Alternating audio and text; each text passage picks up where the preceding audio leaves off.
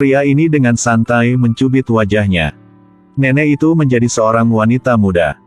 Susu sangat bersemangat saat melihatnya. Dia memohon pada pria itu. Dia berharap dia bisa menjadi cantik juga. Pria ini juga sangat lugas. Dia menggunakan sepotong kulit. Ini seperti membuat patung tanah liat. Setelah beberapa detik, Susu berubah menjadi wanita cantik. Dia memiliki gaya berjalan yang mempesona.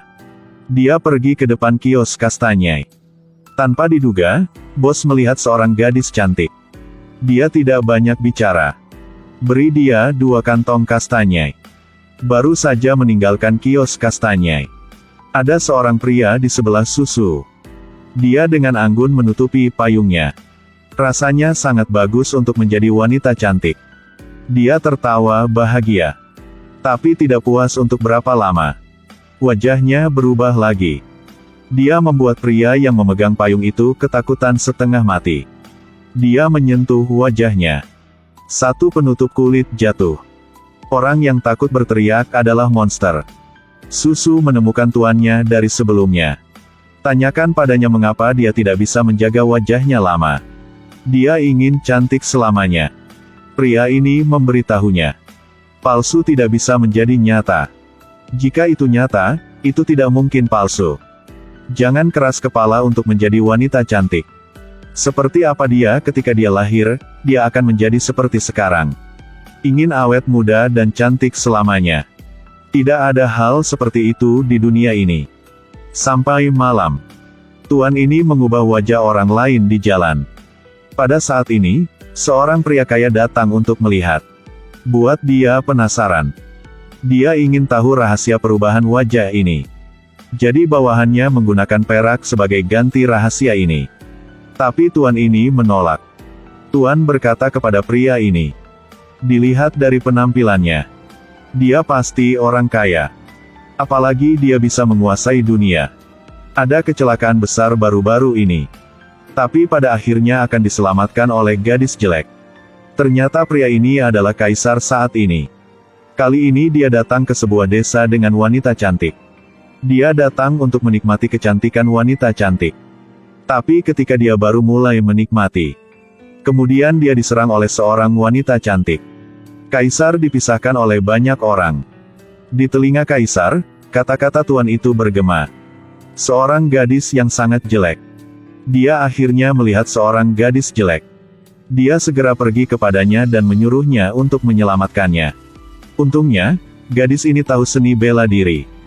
Dia menggunakan 2-3 tendangan untuk menendang orang yang ingin membunuh kaisar. Lalu dia membawanya ke dalam rumah. Dia menyembunyikannya di lantai atas dan membawakannya nasi lezat setiap hari. Bahkan ayah gadis itu tidak tahu bahwa ada seorang pria yang bersembunyi di loteng. Ternyata putrinya adalah gadis yang jelek. Tapi dia meminta artis untuk menggambar putrinya menjadi wanita cantik.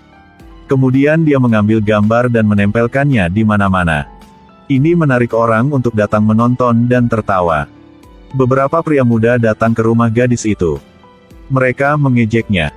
Mereka bilang dia sangat jelek sehingga hanya orang bodoh yang mau menikahinya. Jika kamu tidak menikah, aku akan menikahinya. Kamu menikah. Benar. Aku menikahinya. Ketika pria ini berkata begitu, semua orang tidak percaya.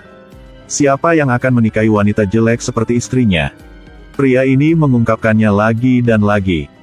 Dia mengatakan bahwa dia benar-benar ingin menikahi Lang Wen sebagai istrinya. Dia mengatakan nama belakangnya adalah Zhao.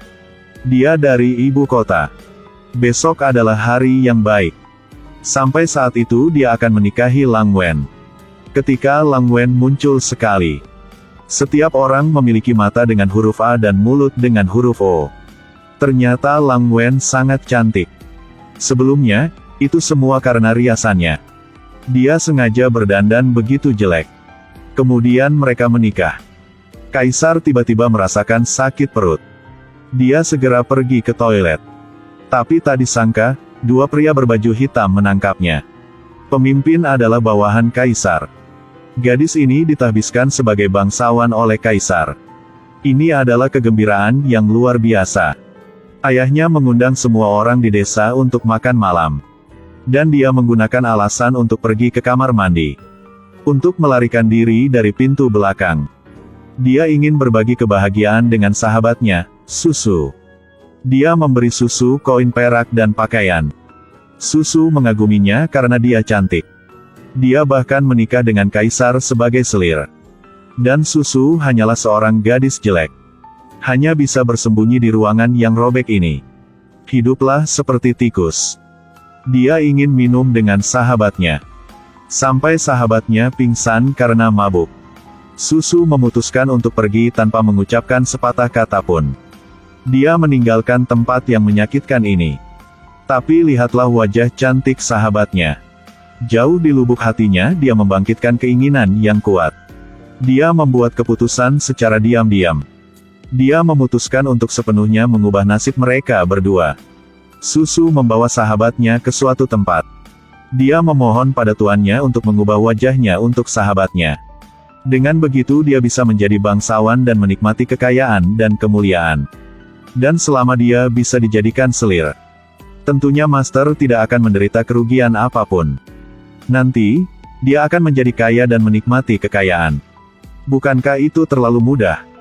Lebih baik tinggal di sini selamanya. Tuan tergerak oleh kata-kata Susu. Dia memutuskan untuk melakukan teknik perubahan wajah yang paling sulit dalam sejarah perubahan wajah.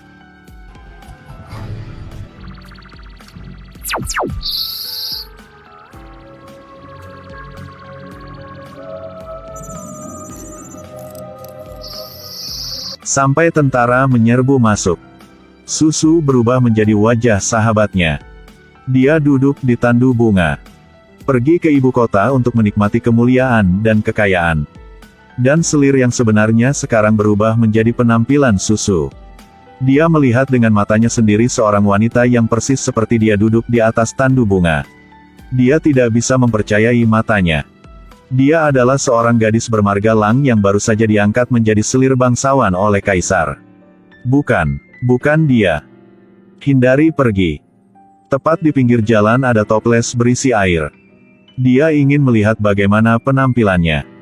Ketika dia melihat dirinya di dalam air, pikirannya kosong. Mengapa dia sendiri menjadi orang yang jelek? Apa yang terjadi pada akhirnya? Dia bertemu dua budak. Dua prajurit mengenalinya. Dia mempertaruhkan nyawanya untuk melarikan diri. Dia bersembunyi di kandang ayam. Dia menyeret langkahnya yang berat kembali ke rumah. Dia melihat hadiah kaisar. Dia sangat patah hati. Dia mandi bersih. Dia ingin tidur yang nyenyak. Mungkin saat dia bangun, kemudian dia akan kembali seperti semula. Namun ketika dia bangun, ayahnya membawa prajurit itu lagi. Tangkap dia kembali. Ternyata wajah ini tidak hanya tidak sedap dipandang, tetapi juga membawa pembunuhan. Ketika dia berlutut di jalan mengatakan dia bukan Susu, tapi adalah selir yang mulia. Tidak ada yang percaya apa yang dia katakan. Mereka hanya melihatnya sebagai gadis jelek dengan banyak kebohongan. Dia dikurung di penjara. Pada saat ini, Susu yang asli pergi ke penjara untuk mengunjunginya lagi. Dia memberitahunya. Dalam hidup ini, orang yang paling dia benci adalah dia. Karena dia tidak hanya cantik, tapi dia lebih baik dalam segala hal. Dia bahkan diangkat menjadi bangsawan, di mana nasibnya lebih baik dari miliknya. Sekarang sudah berubah. Dia harus secara brutal mempermalukannya. Kami adalah saudara yang baik. Minum segelas ucapan selamat karena aku menjadi selir yang mulia. Aku ingin kamu minum. Setelah Susu pergi, Lang Wen dibawa ke pengadilan lagi.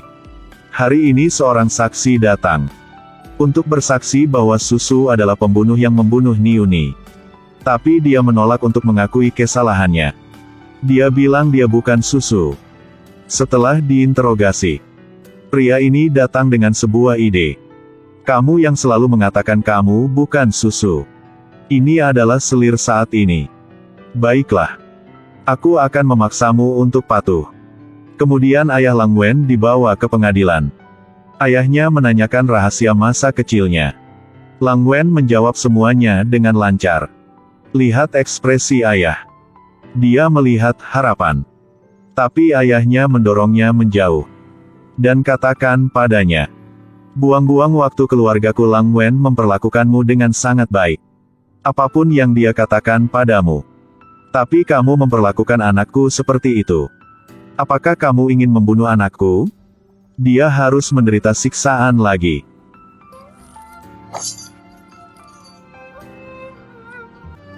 Di mana tentara menangkap tahanan dengan sidik jari. Di penjara, Lang Wen putus asa. Bahkan ayah kandungnya tidak mengenalinya lagi.